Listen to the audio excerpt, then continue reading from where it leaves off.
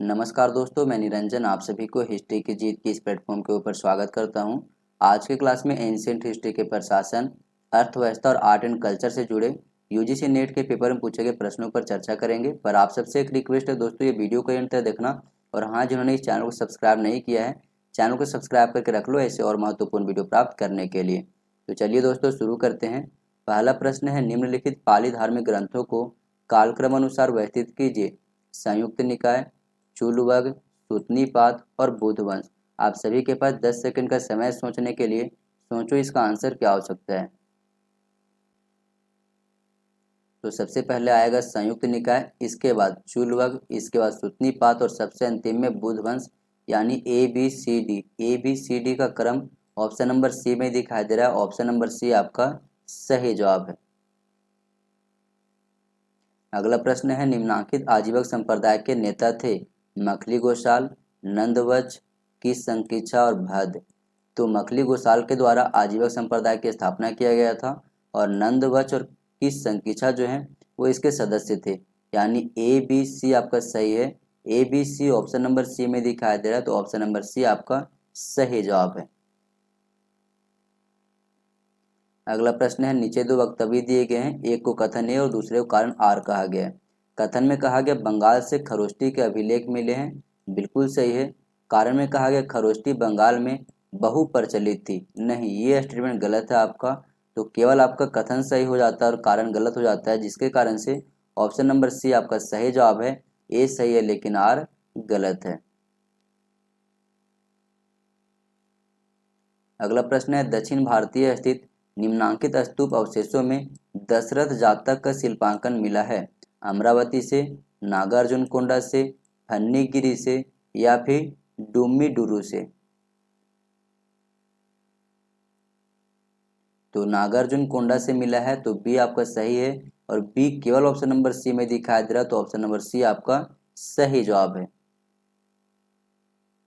अगला प्रश्न है, नीचे दो वक्तव्य दिए गए हैं, एक को कथन ए और दूसरे को कारण आर कहा गया है।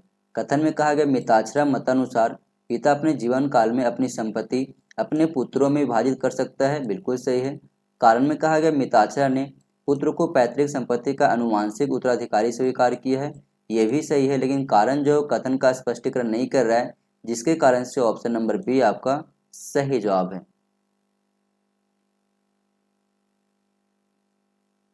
अगला प्रश्न है, सूची 1 को सूची 2 के साथ मिलान कीजिए। सूची 1 में लिखा हुआ चंद्रगुप्त, स्कंदगुप्त, रुद्रदामन और अशोक।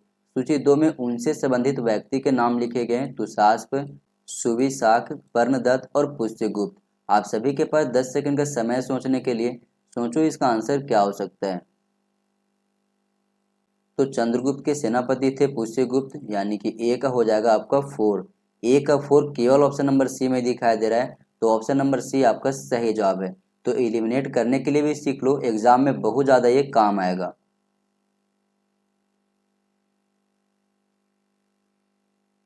अगला प्रश्न है, विशाखादत्त लिखित विलुप्त नाटक देवी चंद्रगुप्त के अंश निम्नांकित ग्रंथों में उपलब्ध है। कथा सरित सागर में, श्रृंगार प्रकाश में, वीरसाल भंजिका में और हर्षचरित में। तो केवल श्रृंगार प्रकाश में उपलब्ध है, तो बी आपका सही है। और बी केवल ऑप्शन नंबर सी में दिखाई दे रहा है, तो ऑप्शन नंबर सी आपका सही जवाब है। अगला प्रश्न है, कुछ जैन महाविद्याओं को सर्पवाहन सहित शिल्पांकित किया जाता है। काली के रूप में, गौरी के रूप में, वैरोतिया के रूप में और महाकाली के रूप में। तो ये केवल वैरोतिया के रूप में किया जाता है, जिसके कारण से सी आपका सही है। और सी केवल ऑप्शन नंबर डी में दिखाई दे रहा है, तो ऑप्शन नंबर डी आपका सही जवाब है।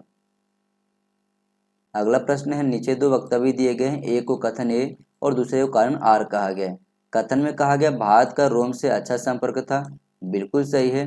कारण में कहा गया है रूलेटेड मृदभांड ब्रह्मगिरी, शिशुपालगढ़, तामलुक, अमरावती से प्राप्त हुए हैं, ये भी सही है।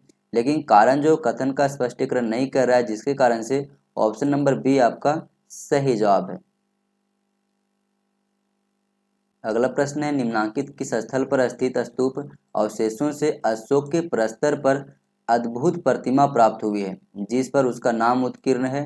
सांची, अमरावती, देहर कुठार और कनगनहल्ली से।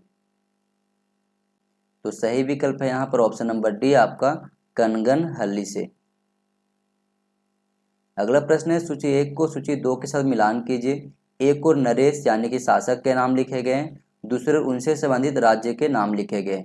ब्रह्मदत्त, जरासंध, जन्मजय और अश्वपति।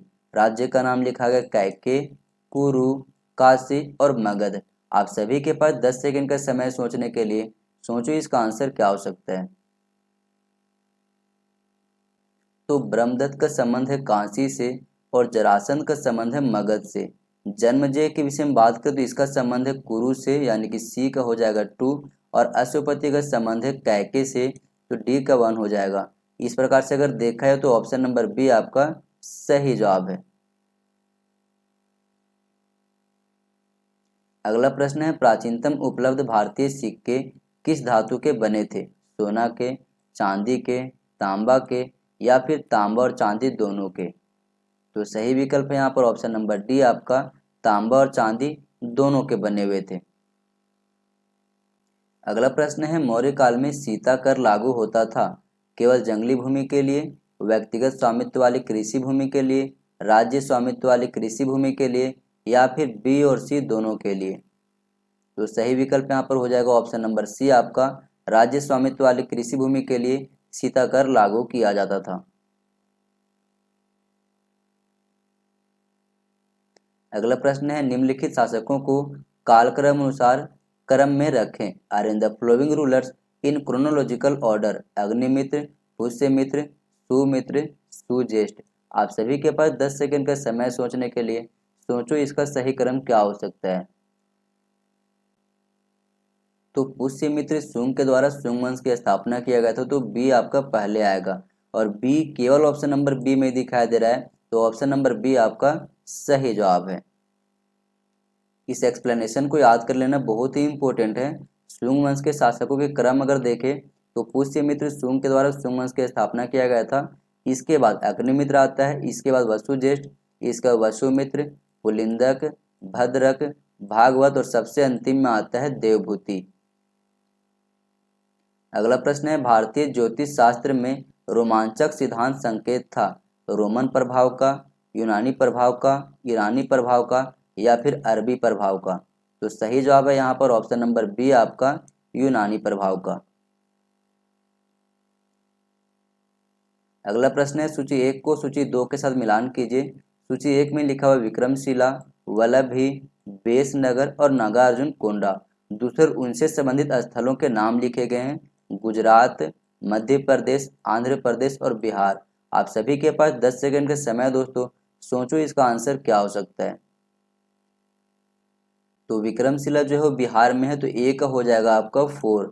अब यदि ऑप्शन में देखोगे तो ए का 4 केवल ऑप्शन नंबर ए में दिखाई दे रहा है तो ऑप्शन नंबर ए आपका यहाँ पर सही जवाब है।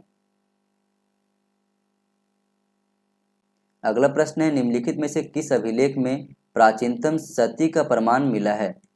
होविस्क का मथुरा अभिलेख में, रुद्रदामन का जूनागढ़ अभिलेख में, भानुगुप्त का एरन स्तंभ अभिलेख में या फिर हर्ष का बांसखेड़ा अभिलेख में।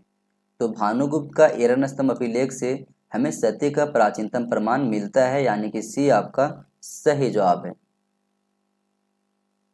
अगला प्रश्न है सूची 1 को सूची 2 के साथ मिलान कीजिए। एक और शासक के नाम लिखे गए हैं, दूसरे और उनसे संबंधित शिलालेखों के नाम लिखे गए हैं।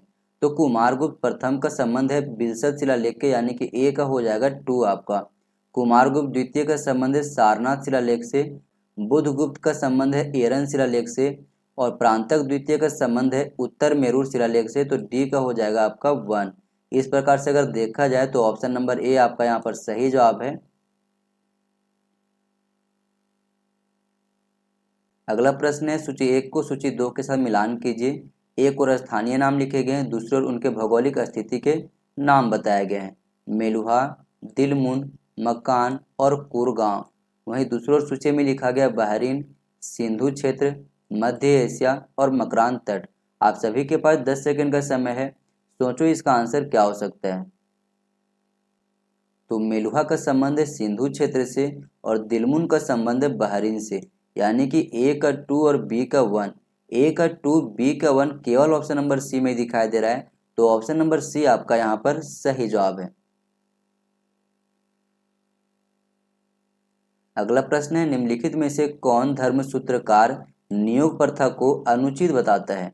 गौतम, आपतस्तंभ, बौधायन और वशिष्ठ। तो आपस्तंभ के द्वारा नियोग प्रथा को अनुचित बताया गया है, यानी ऑप्शन नंबर बी आपका सही जवाब है। अगला प्रश्न है, निम्नलिखित में से किस में कौटिल्य के कई नामों का उल्लेख है? देवी चंद्रगुप्तम में, 10 कुमार चरित में, मुद्रा राक्षस में या फिर अभिधान चिंतामणि में? तो सही विकल्प यहाँ पर हो जाएगा ऑप्शन नंबर डी आपका अभिधान चिंतामणि में। अगला प्रश्न है, तमिल लेखकों के तीसरे महान संगम की पीठ स्थित थी गंगईकोंड चोलपुरम में, कांची में, मदुरा में या फिर तंजावुर में? तो सही विकल्प है यहाँ पर ऑप्शन नंबर सी आपका मदुरा में। अगला प्रश्न है, निम्नलिखित में से कौन से नगर में पुरातन काल के दौरान बंदरगाह नहीं था? Which of the following cities did not have a port during the ancient time? Tuticorin, Poompuhar, Tamralipti और नागापट्टिनम। तो सही विकल्प है यहाँ पर ऑप्शन नंबर ए आपका तूतीकोरिन में। अगला प्रश्न है, सातवाहन सिक्कों के संदर्भ में निम्नलिखित में से कौन सा कथन सही नहीं है? Which one of the following statement is not correct with reference to the Satavahana coins? उन्होंने सोने के सिक्के जारी नहीं किया, बिल्कुल सही है। उन्होंने सोने के सिक्के जारी किया, ये गलत है। उन्होंने शीशे के सिक्के जारी किया, ये बिल्कुल सही है। उन्होंने प्रोटीन का सिक्के जारी किया, ये भी सही है। अब हमसे पूछ रहा है कौन सा सही नहीं है, तो ऑप्शन नंबर बी आपका सही जवाब है। अगला प्रश्न है, मालवा काल गणना निम्नलिखित में से किस संवत से अभिन्न थी? अभिन्न मतलब होता है जुड़ा हुआ। विक्रम संवत, शक संवत, गुप्त संवत या फिर कली संवत से? तो सही विकल्प यहाँ पर हो जाएगा ऑप्शन नंबर ए आपका विक्रम संवत से जुड़ा हुआ था। इस एक्सप्लेनेशन को याद कर लेना बहुत ही इंपॉर्टेंट है। 57 ईसा पूर्व में शुरू होने वाला विक्रम संवत का अन्य नाम है कृत संवत या फिर कहे तो मालवा संवत। अगला प्रश्न है, निम्नलिखित में से किस में तमिल वासियों की व्यापारिक गतिविधियों संबंधी संदर्भ प्रायः मिलता है? मलायपत्तु से, नेदुनलवाई से, शिल्पाधिकारम से या फिर मणिमेखलाई से? तो सही विकल्प यहाँ पर हो जाएगा ऑप्शन नंबर सी आपका शिल्पाधिकारम से। अगला प्रश्न है, दक्कन की प्रसिद्ध महाकाव्य कुरल का लेखक था? कंबन, ओतकुटन, पुगलेनिद, तिरुवल्लुवर? तो सही विकल्प है यहाँ पर ऑप्शन नंबर डी आपका तिरुवल्लुवर के द्वारा कुरल को लिखा गया था। अगला प्रश्न है, सूची 1 को सूची 2 के साथ मिलान कीजिए। सूची 1 में लिखा गया तोल्काप्पियम, तिरुकुरल, शिल्पाधिकारम और परिपदाल। दूसरी ओर सूची 2 में लिखा गया जैन दर्शन, प्रेम कथा, तमिल व्याकरण और दर्शन। आप सभी के पास 10 सेकंड का समय सोचने के लिए, सोचो इसका आंसर क्या हो सकता है। तो तोल्काप्पियम का संबंध है तमिल व्याकरण से, यानी ए का हो जाएगा 3 आपका। तिरुकुरल का संबंध है जैन दर्शन से, शिल्पाधिकारम का संबंध है प्रेम कथा से और परिपदाल का संबंध है दर्शन से। इस प्रकार से अगर देखा जाए तो ऑप्शन नंबर बी में ये मैच कर रहा है। ऑप्शन नंबर बी आपका सही जवाब है। अगला प्रश्न है, भारत में सर्वप्रथम किस अभिलेख में शून्य का प्रमाण मिला है? आदित्य सेन का अपसद अभिलेख में, भोजदेव का ग्वालियर अभिलेख में, गौतमीपुत्र सतकर्णी का नासिक अभिलेख में या फिर खारवेल के हाथी गुम्फा अभिलेख में? तो सही विकल्प है यहाँ पर ऑप्शन नंबर बी आपका भोजदेव के ग्वालियर अभिलेख में शून्य का प्रमाण हमें मिला है। अगला प्रश्न है, निम्नलिखित में से किस अभिलेख में चंद्रगुप्त और अशोक दोनों का नाम एक साथ आया है?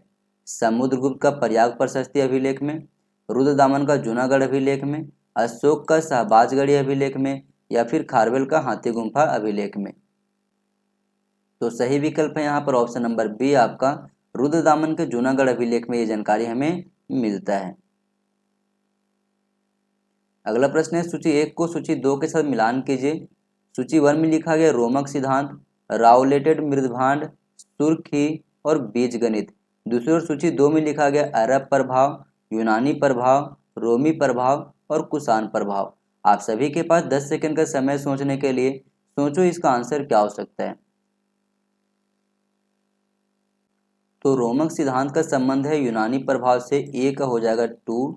रावलेटर मृदभान का संबंध है रोमी प्रभाव से, और सुर्खी का संबंध है कुषाण प्रभाव से, और बीजगणित का संबंध है अरब प्रभाव से। इस प्रकार से अगर देखा जाए तो ऑप्शन नंबर ए आपका सही जवाब हो जाएगा यहाँ पर।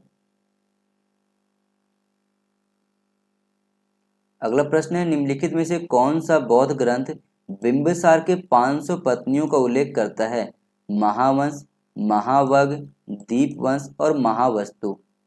तो सही विकल्प है यहाँ पर ऑप्शन नंबर बी आपका महावग। अगला प्रश्न है, निम्नलिखित में से किस हिंदू यूनानी शासक ने सिक्के जारी किए जिन पर कृष्ण एवं बलराम की आकृति बनाई गई थी? मिनांडर, अगाथोक्लीज, हेलियोक्लीज और आर्केवियस ने। तो सही विकल्प यहाँ पर हो जाएगा आपका ऑप्शन नंबर बी अगाथोक्लीज ने। अगला प्रश्न है, नागवंश से नागों से संबंधित निम्नलिखित में से किस स्थल पर नागराज दधिकरण का मंदिर स्थित था? पद्मावती, कांतिपुरी, मथुरा और राजगृह में। तो सही विकल्प है यहाँ पर ऑप्शन नंबर सी आपका मथुरा। अगला प्रश्न है, निम्नांकित पुराणों में से किस में विष्णु के अवतारों की सूची में बुध के स्थान पर कृष्ण को स्थानांतरित किया गया है? मत्स्य पुराण में, भागवत पुराण में, वायु पुराण में या फिर कूर्म पुराण में? तो सही विकल्प है यहाँ पर ऑप्शन नंबर सी आपका वायु पुराण में। अगला प्रश्न है, निम्नलिखित में से किस स्थल से शिव की सर्वप्राचीन लिंग उद्भव मूर्ति प्राप्त हुआ है? कांची, भोजपुर, गुड़ीमलम और खोह से। तो सही विकल्प है यहाँ पर गुड़ीमलम में, यानी कि ऑप्शन नंबर सी आपका सही जवाब है। अगला प्रश्न है, सूची 1 को सूची 2 के साथ मिलान कीजिए। सूची 1 में लिखा हुआ है चिकित्सा शास्त्रीय ग्रंथ के नाम, और दूसरी ओर सूची 2 में उनके लेखक के नाम लिखे गए हैं। भानुमति, शालिहोत्र, वृक्षायुर्वेद, चिकित्सा सार संग्रह। लेखकों में नाम लिखा गया है चक्रपाणिदत्त, वंगसेन, भोज और सुरेश्वर। तो भानुमति का संबंध है चक्रपाणिदत्त से, यानी कि ए का हो जाएगा आपका 1। शालिहोत्र का संबंध है भोज से, यानी कि बी का हो जाएगा 3। वृक्षायुर्वेद का संबंध है सुरेश्वर से, और चिकित्सा सार संग्रह का संबंध है वाघसेन से। इस प्रकार से अगर देखा है तो ऑप्शन नंबर डी आपका सही जवाब है। अगला प्रश्न है, सूची 1 को सूची 2 के साथ मिलान कीजिए। एक और लेखक के नाम लिखे गए हैं, दूसरी ओर उनसे संबंधित ग्रंथों के नाम लिखे गए हैं। जीमूतवाहन, गोविंदराज, विज्ञानेश्वर और देवन भट्ट। ग्रंथों में नाम लिखा गया है मनु टीका, स्मृति चंद्रिका, दाय भाग और मिताक्षरा। तो जीमूतवाहन का संबंध है दाय भाग से, यानी कि ए का हो जाएगा 3 आपका, और गोविंदराज का संबंध है मनु टीका से, यानी कि बी का हो जाएगा 1। अब मुझे पता है कि ए का 3 और बी का 1 है, तो ये केवल ऑप्शन नंबर सी में दिखाई दे रहा है। ऑप्शन नंबर सी आपका सही जवाब है। अगला प्रश्न है, नीचे 2 वक्तव्य दिए गए, एक को कथन ए और दूसरे को कारण आर कहा गया है। कथन में कहा गया है गुप्तोत्तरकालीन प्राचीन भारतीय कला शैलियों का नामकरण क्षेत्रीय विशेष में राज कर रहे राजवंशों के नामों पर आधारित है। बिल्कुल सही है। कारण में कहा गया गुप्तोत्तरकालीन राजवंशों के शासक ही कला के एकमात्र संरक्षक है, तो ये गलत है स्टेटमेंट आपका। तो केवल कथन सही है आपका, यानी ए सही है, लेकिन आर आपका गलत है। तो सी आपका यहाँ पर सही जवाब है। अगला प्रश्न है, सूची 1 को सूची 2 के साथ मिलान कीजिए। कुरु, कैके, काशी, वत्सभूमि। दूसरे उनसे संबंधित राजा के नाम लिखे गए हैं निचक्षु, परीक्षित, अशुपति और अजात शत्रु। आप सभी के पास 10 सेकंड का समय सोचने के लिए। सोचो इसका आंसर क्या हो सकता है। तो परीक्षित जो है वो कुरु का राजा हुआ करता था, यानी कि ए का हो जाएगा आपका 2 यहाँ पर। तो ए का 2 केवल ऑप्शन नंबर ए में दिखाई दे रहा है। ऑप्शन नंबर ए आपका यहाँ पर सही जवाब है। अगला प्रश्न है, हस्तिनापुर के बाढ़ में बह जाने के बाद पांडवों ने अपनी राजधानी परिवर्तित की थी। कौशाम्बी में, कुरुक्षेत्र में, अहिक्षेत्र में या फिर इंद्रप्रस्थ में। तो सही विकल्प है यहाँ पर ऑप्शन नंबर ए आपका कौशाम्बी में। अगला प्रश्न है पाटलिग्राम जो परिवर्तित काल में सुप्रसिद्ध पाटलिपुत्र नगर बन गया का प्रारंभ में दुर्गीकरण कराया था? बिंबिसार ने, कालाशोक ने, अजातशत्रु ने या फिर उदयभद्र ने? तो सही विकल्प है यहाँ पर ऑप्शन नंबर सी आपका, अजातशत्रु के द्वारा दुर्गीकरण करवाया गया था। अगला प्रश्न है धर्मराज भी एक उपाधि थी, किसका? अजातशत्रु का, अशोक का, कनिष्क का या फिर हर्षवर्धन का? तो सही विकल्प यहाँ पर हो जाएगा अशोक का, यानी कि ऑप्शन नंबर बी आपका सही जवाब है। अगला प्रश्न है सिकंदर के भारत आक्रमण के समय निम्नलिखित में से कहाँ बुजुर्गों की सभा की सहायता से दो वंशानुगत राजा शासन करते थे? अष्टक राज में, अभिसार में, क्षुद्रक में या फिर पत्तल में? तो सही विकल्प है ऑप्शन नंबर डी आपका पत्तल में।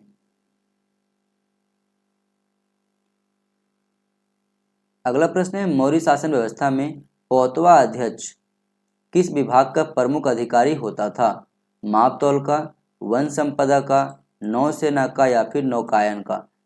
तो सही विकल्प है यहाँ पर ऑप्शन नंबर ए आपका, यानी कि मापतौल का। अगला प्रश्न है सूची 1 को सूची 2 के साथ मिलान कीजिए। सूची 1 में प्राचीन स्थल लिखे गए हैं, दूसरी ओर सूची 2 में उनकी आधुनिक स्थिति बताई गई है। पुष्कलावती, कपिसा, गंगवाडी, द्वार समुद्र। दूसरी ओर लिखा गया बेग्राम जो कि अफगानिस्तान में अवस्थित है, हलेबीड, चारसद्दा और मैसूर।